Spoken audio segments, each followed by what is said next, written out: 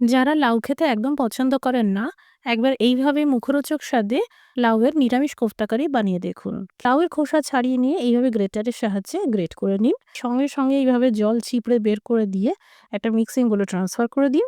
থেতো করা আদা, কুচানো কাঁচা লঙ্কা, ১ চা চামচ করে গোটা জিরে, জিরের গুঁড়ো, ধনের গুঁড়ো, ২ চামচ কাশ্মীরি লঙ্কার গুঁড়ো, সামান্য কুচানো ধনেপাতা, স্বাদ অনুসারে লবণ আর সামান্য হলুদ গুঁড়ো, ৪ টেবিল চামচ বেসন দিয়ে ভালো করে মেখে নিন। ২ চা চামচ কাসুরি মেথি হালকা সেঁকে নিন। তেল গরম করে এই কোফতাগুলোকে ভেজে নিন। কোফতা ভাজা হয়ে গেলে অতিরিক্ত তেল সরিয়ে দিন। মিক্সার জারে ১ ইঞ্চি সাইজের আদার টুকরোকে কুচিয়ে দিয়ে দিন। একটা টমেটো কিউব কেটে দিয়ে দিন।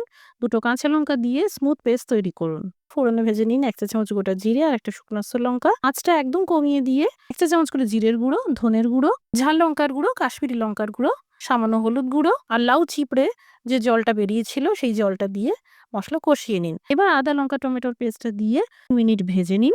টোটাল ১.৫ কাপ মতন গরম জল মিশিয়ে দিন। লবণ আর ১ চিমটি চিনি দিন। কাসুরি মেথিটা এভাবে ক্রাশ করে দিয়ে দিন। ভাজা কোফতাগুলোকেও দিয়ে দিন।